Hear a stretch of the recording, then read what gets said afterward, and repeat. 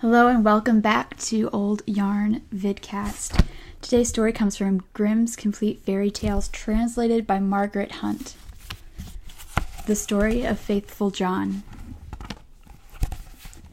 There was once upon a time an old king who was ill, and thought to himself, "I am lying on what must be my deathbed." Then said he, "Tell Faithful John to come to me." Faithful John was his favorite servant, and was so called because he had for his whole life long been so true to him.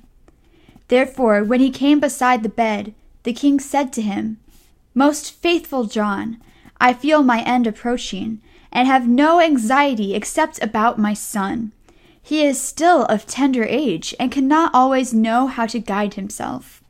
If you do not promise me to teach him everything that he ought to know, and to be his foster father, I cannot close my eyes in peace." Then answered Faithful John, "I will not forsake him, and I will serve him with fidelity, even if it should cost me my life." At this the old king said, "Now I die in comfort and peace."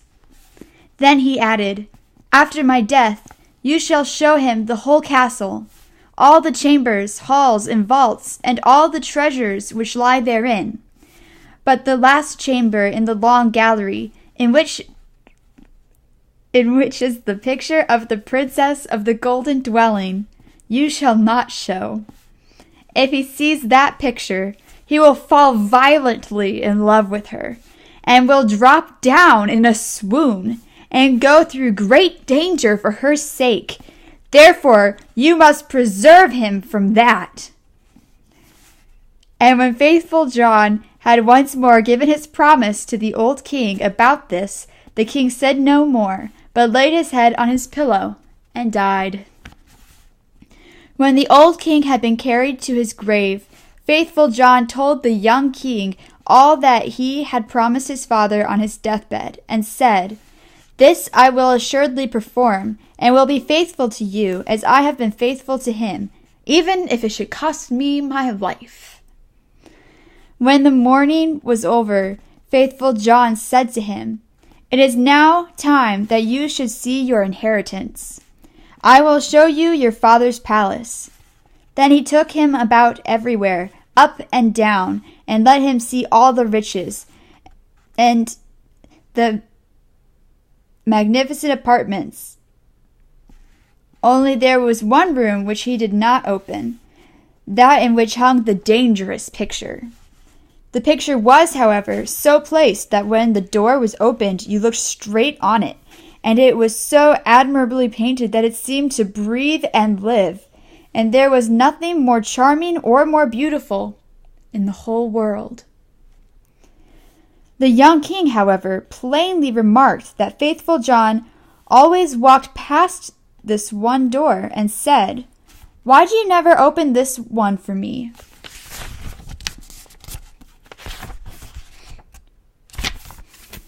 "There is something within it," he replied, "which would terrify you." But the king answered, "I have seen all the palace, and I will know what is in this room also." And he went and tried to break open the door by force. Then Faithful John held him back and said, "I promised your father before his death that you should not see that which is in this chamber. It might bring the greatest misfortune on you and on me." "Ah, no," replied the young king. "If I do not go in, it will be my certain destruction. I should have no rest day or night until I have seen it with my own eyes. I shall not leave the place now until you have unlocked the door." Then Faithful John saw that there was no help for it now, and with a heavy heart and many sighs,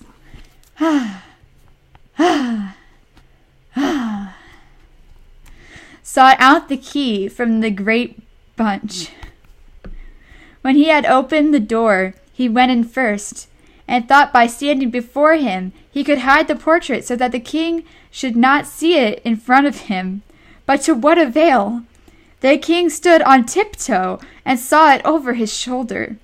And when he saw the portrait of the maiden, which was so magnificent and shone with gold and precious stones, he fell fainting to the ground. Faithful John took him up, carried him to his bed, and sorrowfully thought, "The misfortune has befallen us, Lord God. What will be the end of it?" Then he strengthened him with wine, until he came to himself again. The first words the king said were, "Ah, the beautiful portrait! Whose is it?" "That is the princess of the golden dwelling," answered faithful John. Then the king continued, "My love for her is so great that if all the leaves on all the trees were tongues, they could not declare it. I will give my life to win her. You are my most faithful John. You must help me." The faithful servant considered within himself for a long time how to set about the matter, for it was difficult even to obtain a sight of the king's daughter. At length he thought of a way.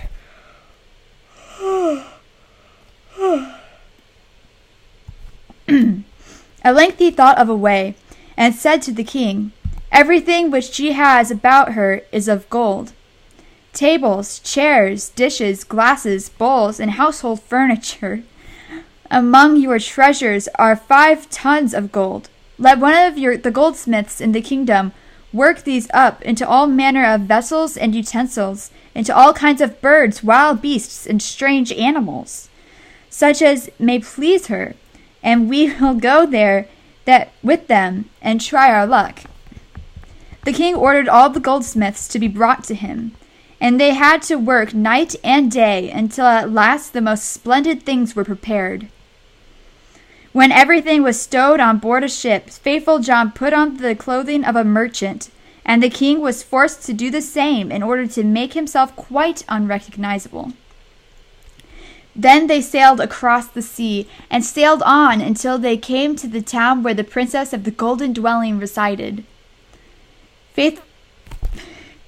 Faithful John bade the king stay behind on the ship and wait for him.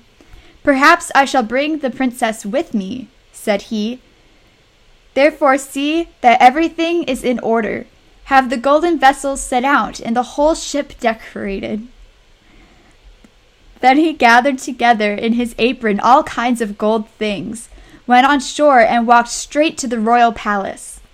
When he entered the courtyard of the palace, a beautiful girl was standing there by the well with 2 golden buckets in her hand, drawing water with them. And when she was just turning round to carry away the sparkling water, she saw the stranger and asked who he was. So he answered, "I am a merchant," and opened his apron to let her look in. Then she cried, "Oh, what wonderful gold things!" and put her pails down and looked at the golden wares one after the other. Then said the girl, "The princess must see these. She has such great pleasure in golden things that she will buy all you have." She took him by the hand and led him upstairs, for she was the waiting maid. When the king's daughter saw the wares, she was quite delighted and said, "They are so beautifully worked that I will buy them all from you." But faithful John said, "I am only the servant of a rich merchant. The things I have here are not to be compared with those my master has in his ship. They are the most beautiful and valuable things that have ever been made in gold." She wanted to have everything brought to her there, but he said, "There are so many of them that it would take a great many days to do that, and so many rooms would be required to exhibit them that your house is not big enough."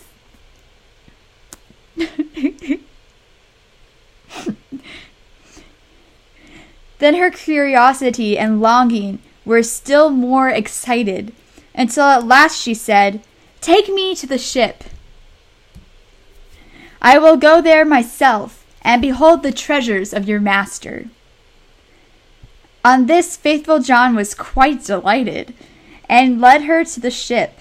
And when the king saw her, he perceived that her beauty was even greater than the picture had represented it to be, and thought no other than that his heart would burst. Then she got into the ship, and the king led her within. Faithful John, however, remained behind with the pilot. This is so bad, guys. Faithful John, however, remained behind with the pilot, and ordered the ship to be pushed off, saying, "Set all sails till it fly like a bird in the air." This is straight up kidnapping. Just saying.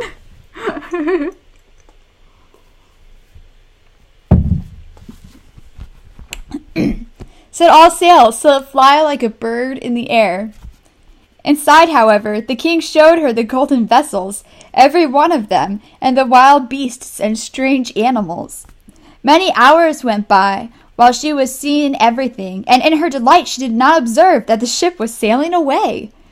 After she looked at the last piece, she thanked the merchant and wanted to go home.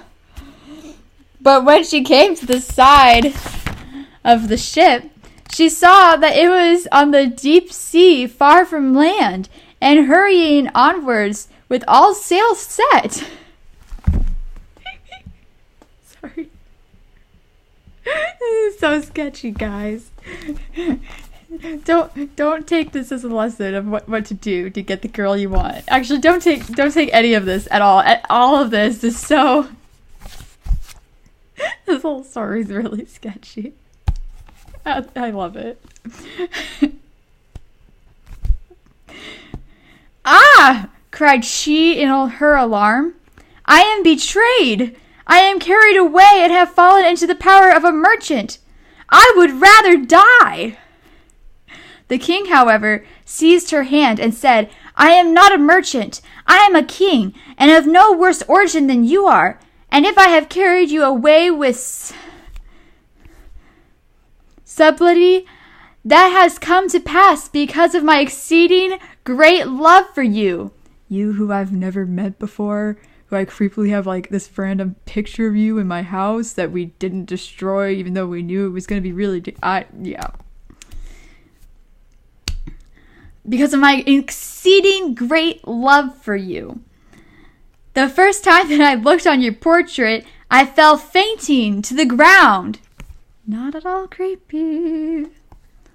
When the princess of the golden dwelling heard that, she was comforted, and her heart was inclined unto him, so that she willingly consented to be his wife.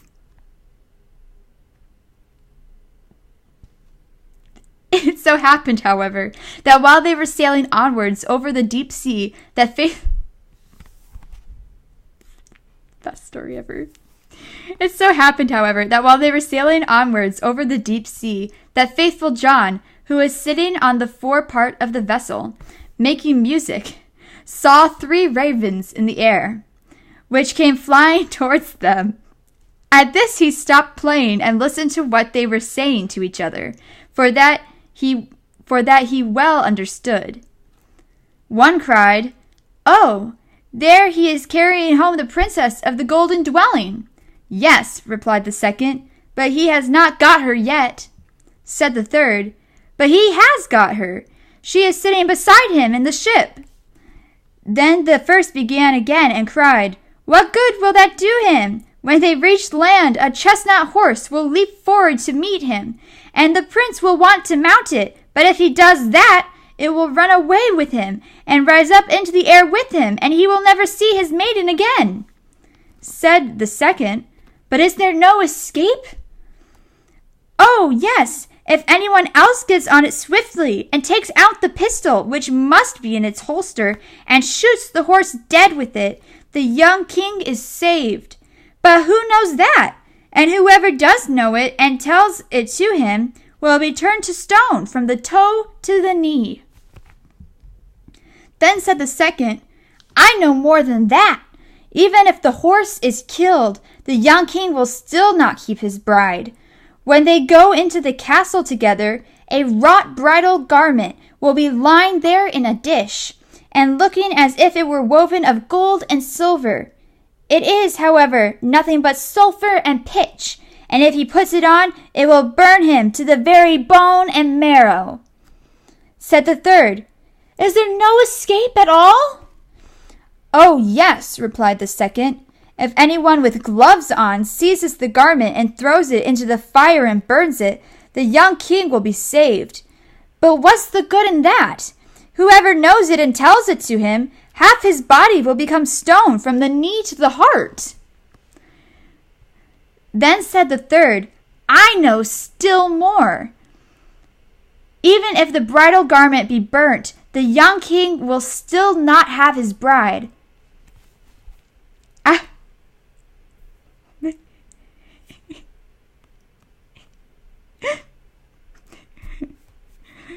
It all makes complete sense. These talking ravens know what they're talking about. This is the best story. I know still more. Even if the bridal garment be burnt, the young king will still not have his bride. After the wedding, when the dancing begins and the young queen is dancing, she will suddenly turn pale and fall down as if dead. And if some...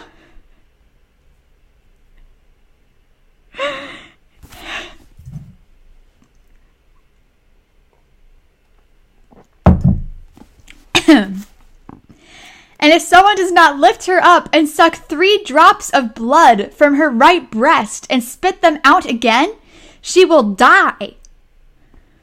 But if anyone who knows that were to declare it, he would become stone from the crown of his head to the sole of his foot. When the ravens had spoken of this together, they flew onwards, and faithful John had well understood everything. But from that time forth he became quiet and sad, for if he concealed what he had heard, his master would suffer, and if he revealed it to him, he himself must sacrifice his life.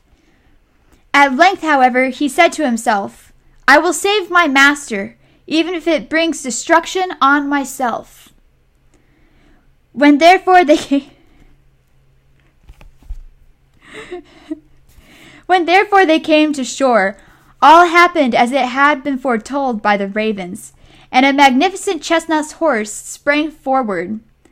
Good, said the king, he shall carry me to my palace. And he was about to mount it, when faithful John got before him, jumped quickly on it, drew a pistol out of the holster, and shot the horse. Then the other attendants of the king, who after all were not very fond of faithful John, cried, How shameful to kill the beautiful animal that was to have carried the king to the palace! This is how my dad would want me to respond to, like, all the nutty things he does. Like, exactly like this. It's pretty great. But the king said, Hold your peace and leave him alone. He is my most faithful John. Who knows what good may come of his actions? They went into the palace, and in the hall there stood a dish, and inside lay the bridal garment, looking no otherwise than if it were made of gold and silver.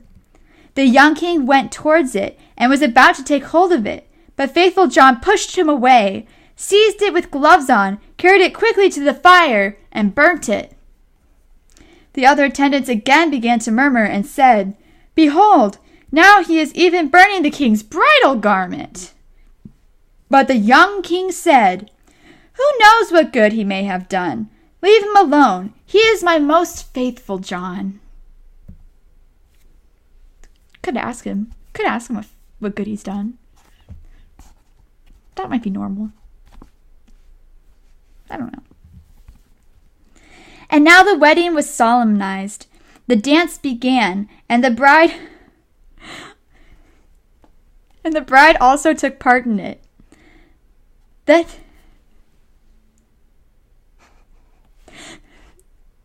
faithful John was watchful and looked into her face, and suddenly she turned pale and fell to the ground, as if she were dead. At this he ran hastily to her, lifted her up and bore her into a chamber. Then he laid her down and knelt and sucked 3 drops of blood from her right breast and spat them out. Immediately she breathed again and recovered herself. But the young king had seen this, and being ignorant why faithful John had done it, was angry and cried, "Throw him into a dungeon!" Next morning, faithful John was condemned and led to the gallows. And when he stood up high and was about to be executed, he said, "Everyone who has to die is permitted before his end to make one last speech. May I too claim the right?" "Yes," answered the king, "it shall be granted." Then said faithful John, "I am unjustly condemned and have always been true to you."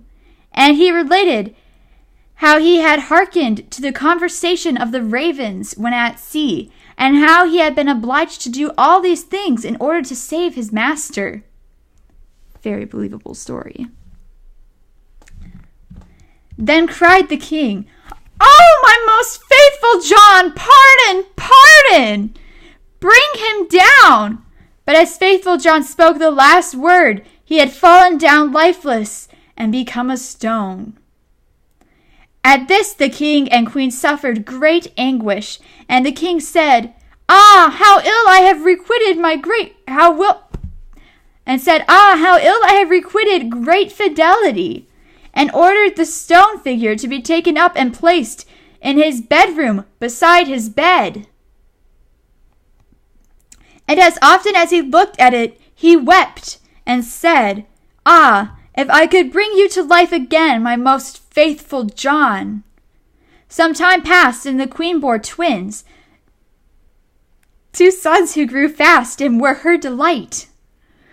Once, when the queen was at church, and the 2 children were sitting playing beside their father, the latter, full of grief, again looked at the stone figure, sighed, and said, "Ah, if I could but bring you to life again, my most faithful John."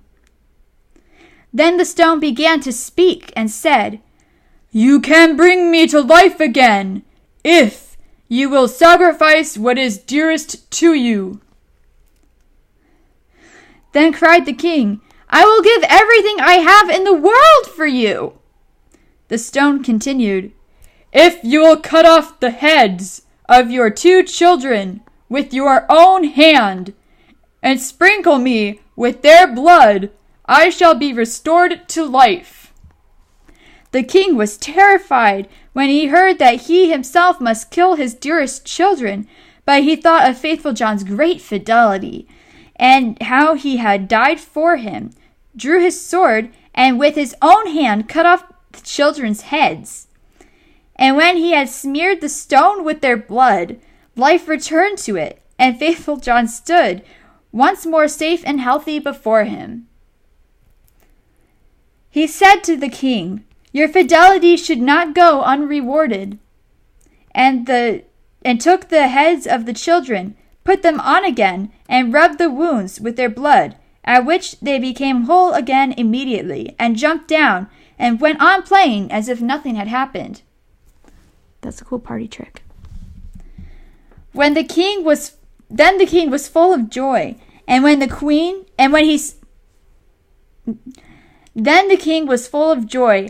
saw the queen coming, he hid faithful John and the 2 children in a... Yeah, he's a bit of a jackass. This is a bit of a douchey thing to do. Then the king was full of joy, and when he saw the queen coming, he hid faithful John and the 2 children in a great cupboard. When she entered, he said to her, "Have you been praying in the church?" "Yes," answered she, "but I have constantly been thinking of faithful John and what misfortune has befallen him through us." Then said he, "Dear wife, we can give him his life again, but it will cost us our 2 little sons, whom we must sacrifice." The queen turned pale, and her heart was full of terror, but she said, "We owe it to him, for his great fidelity." Then the king rejoiced that she thought as he had thought, and went and opened the cupboard, and brought forth faithful John and the children, and said, "God be praised, he is saved, and we have our little sons again also," and told her how everything had occurred. Then they dwelt together in much happiness until death. The end.